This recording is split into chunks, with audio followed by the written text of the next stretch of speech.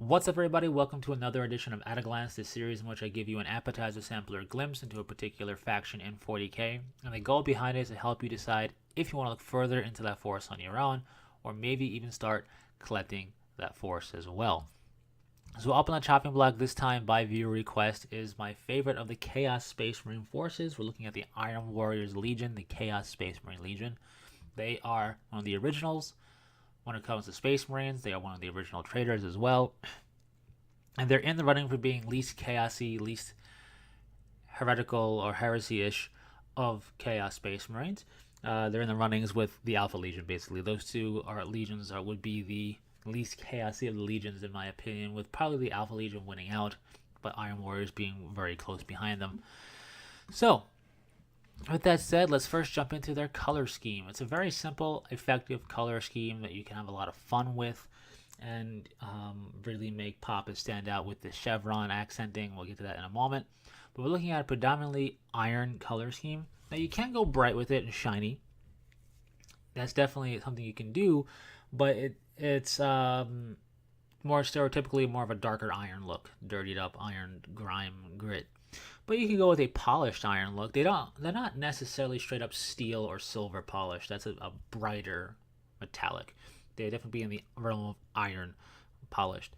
But how you do your iron is up to you. So that's their main armor color. Red helmet lenses, black shoulder pad insets. Their trim for ornate purposes can be done in gold or bronze or brass, stuff like that type of look. Their weapons tend to be done in black, but they have this accent thing known as chevrons. It's a pattern. In this case, it's black and yellow, and that's typically the chevron patterning. It's those two colors. There's alternating stripes of black and yellow. Now, it's also done on a bit of an angle wherever it's on, so it's not just straight up and down. A bit of an angle to it.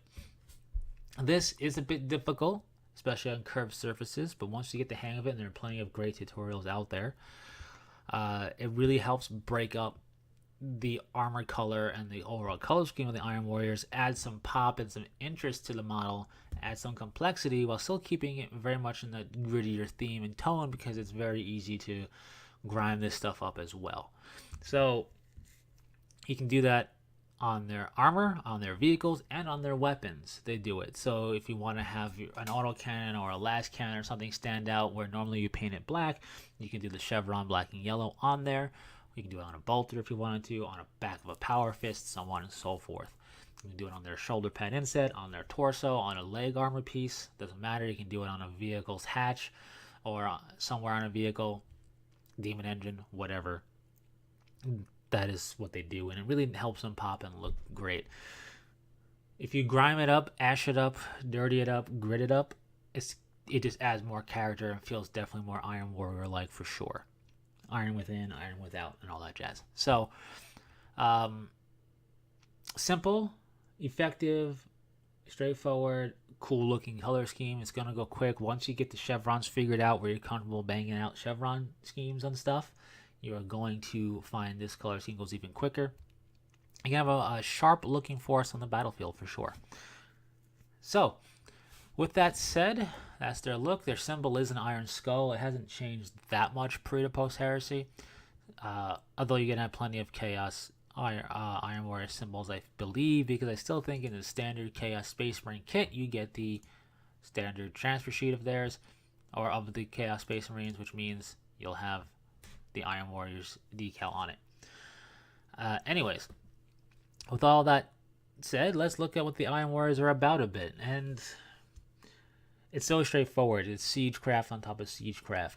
And with their Siegecraft, they're also adept at digging in. One of their strategies to do when they make a beachhead is to fortify their position, make it a danger to assail, and while crushing the enemy with artillery strikes and grinding firepower, wall of bullet scenarios, meat grinder scenarios, which is why during the Crusade a lot of Imperial Army forces didn't like fighting alongside the Iron Warriors, because for them it was a cold calculus of war. Things will die so that things get killed.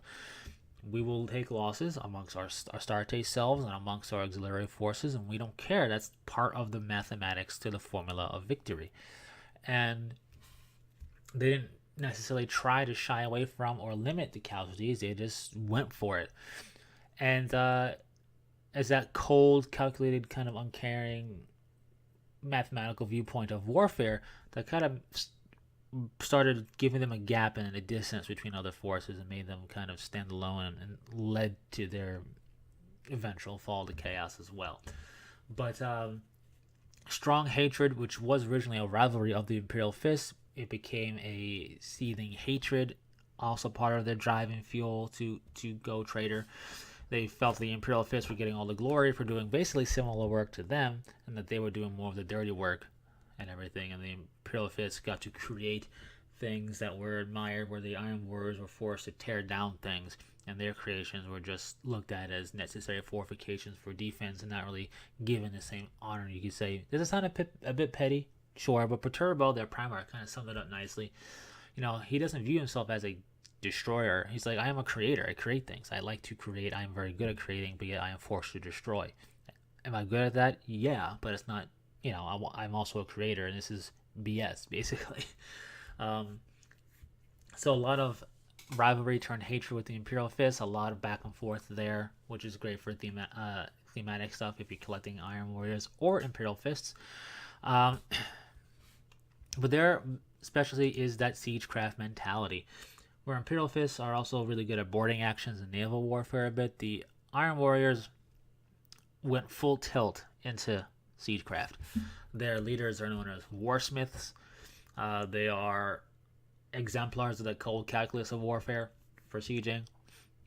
In 40k Chaos terms, they also have warp smiths, which is basically their chaos tainted version of a Tech Marine.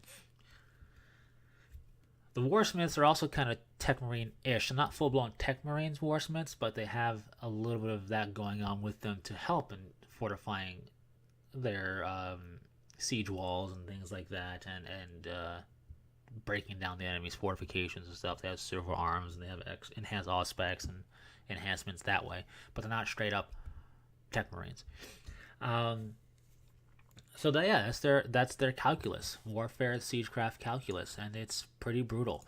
They used to be able to, in older Chaos Space Marine codices, have basilisks, and it's one of the things that they do in the 30k army list. But they used to have Legion basilisks, which made the basilisk that much more dangerous because it had Astartes personnel.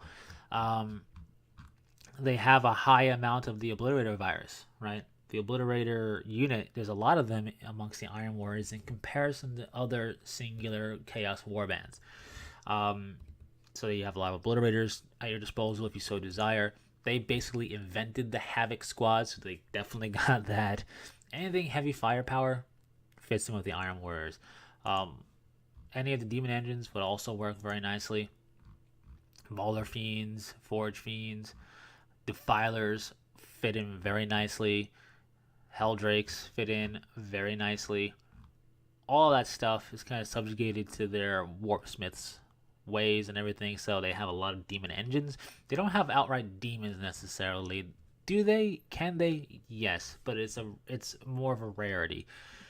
So what I'm getting at, I guess, is you're looking at a force that you could collect with whatever in the Chaos Space Marine Codex, but really you want to limit yourself to demon engines and then just Astartes stuff.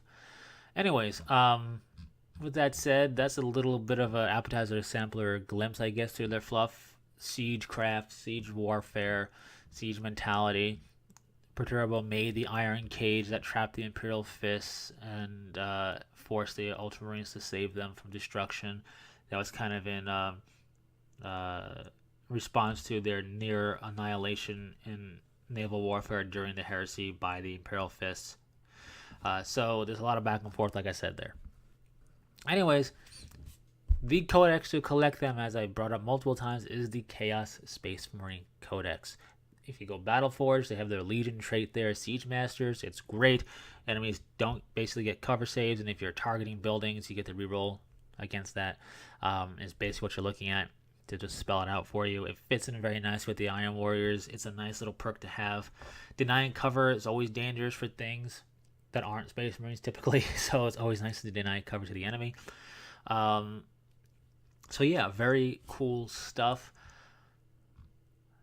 As far as unit entries go, as I mentioned already, Obliterators, Havocs, Chaos Terminators, Helldrakes, Mauler Fiends, Forge Fiends, Vindicators, Predators.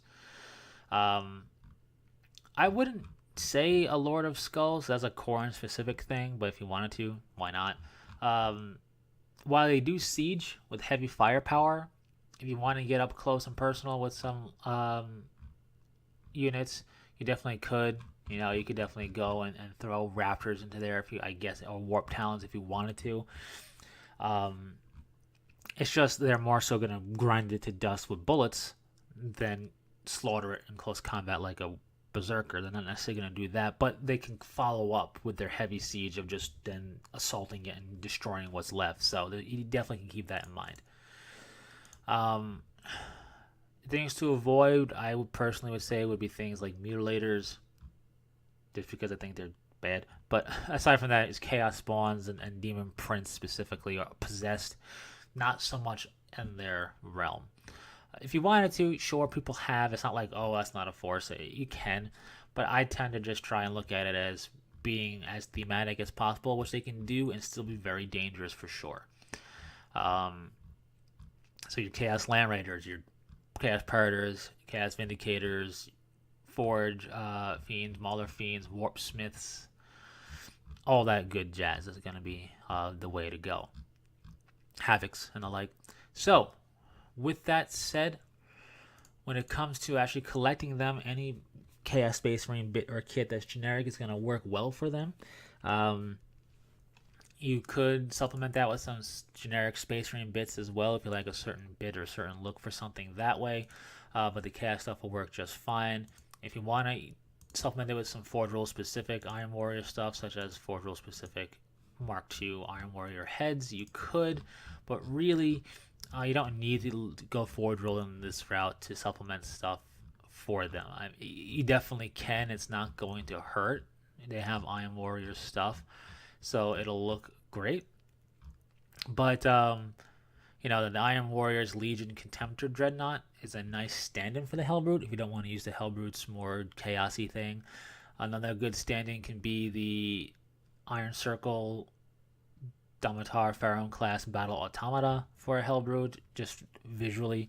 If you're looking to kind of stay away from the chaos corrupted Hellbrute's visuals, if you're trying to have it be more metal slab and clean in that regard, those are some examples to consider, but it's not necessary at all. Anyways, when it comes to painting them, my recommendation is anywhere you want to do the chevron stuff, go back over that with like a gray base or a light gray base, and then do yellow, get it fully yellowed, and then do the black lines carefully. I always do the black over the yellow because it's easier to do that.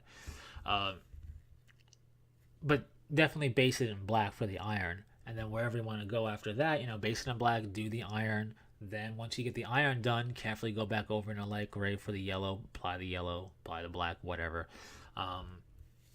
That way it's gonna go quick. Once you figure out how to do the chevrons, which is something I personally have to figure out myself too, it's gonna go quick. You can base them however you want. They fight in the warp, they fight in the material world, so it doesn't matter. Nothing really specific to call out for their color scheme. My recommendation is to start off pristine, parade fresh, right? Nice, fresh iron, clean, polished iron. Always start off that way, and then bring it down with the wash to a degree, and go slowly. Do it subtly. Build up with more layers than fewer, because you might get it too dark too quick and not like it. Have to kind of backpedal there. So, always have a look parade fresh, factory fresh, and then slowly weather it, grime it down to the point where you like it. So do the full color scheme and then dirty it up over time, subtly. Less can be more and really make an awesome effect versus having it super, super grimy. Anyways, that's it. That's the Iron Warriors. I really do enjoy them. If I had to go Chaos, if I was part of a gaming group and we're going to start an army as a group together as some type of league thing, it would be Iron Warriors, just to be different. I already collect Dark Angels and stuff in the Space Marine realm, and Custodes I want to collect. But if I had to do something completely different, it's not that different, but it's Chaos, so it's different enough. Anyways, Iron Within, Iron Without, thanks for sticking through it. Until next time, take it easy.